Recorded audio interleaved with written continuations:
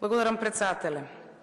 Со овој предлог на закон сакаме да се подобри пристапот до неопходна здравствена заштита и медицинска поддршка за децата со попреченост и лицата со ретки болести, преку воспоставување на посебна позитивна листа на лекови и суплементи, како и преку проширување и ревидирање на правото на ортопедски и индивидуални помагала. Со предлог измените ќе се овозможува редовно и континуирано следење на здравствените потреби на овие лица, намалување на финансискиот товар врз семејствата и обезбедување на правична и навремена здравствена услуга. На тој начин, законот придонесува кон реална инклузија и подобрување на квалитетот на живот на децата со попреченост. Предложените законски измени произлегуваат од реалните проблеми со кои што секојдневно се соочуваат лицата со попреченост и децата со ретки болести при остварување на своите права во системот на здравствена заштита.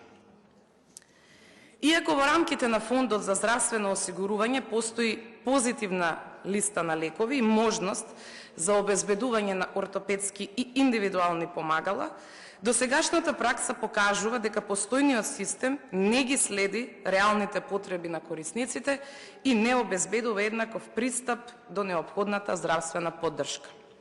Голем број деца со попреченост и лица со ретки болести имаат потреба од специфични лекови, суплементи и терапии кои не се опфатени со позитивната листа или се достапни со високи партиципации. Поради тоа семејствата често се принудени самостојно да ги обезбедуваат потребните терапии, што представува сериозен финансиски товар и создава нееднаквост во пристапот до здравствена заштита. Не смее правото на соодветна терапија да зависи од финансиската состојба на семејството. Исто така, сериозен проблем представува и пристапот до ортопедски индивидуални помагала, како што се инвалидски колички, ортопедски чевли, слушни апарати, очила и други неопходни помагала.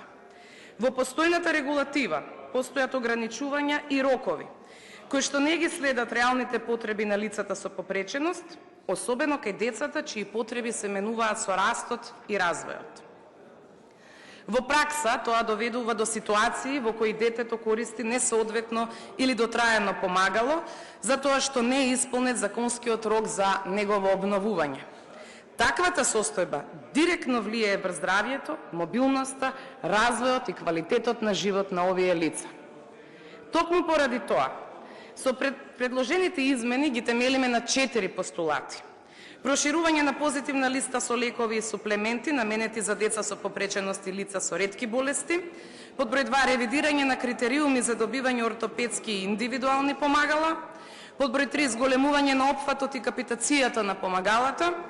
Под број 4, како и можност за нивно почесто обновување согласно реалните потреби на корисниците, а не според крути административни ограничувања. Целта на овие измени е да имаме пофлексибилен, поправеден и похуман систем кој ќе обезбеди навремена и соодветна поддршка на лицата со попреченост и децата со ретки болести.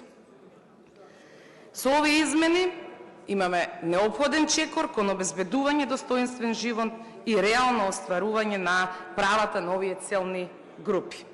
И овде не се работи за обемен закон, се надевам дека за ова предлог законско решение ќе ја добиеме поддршката и од владеачкото мнозинство, а бидејќи не станува збор за обемен закон, предлагаме собранието да расправа по скратена постапка по истиот. Благодарам.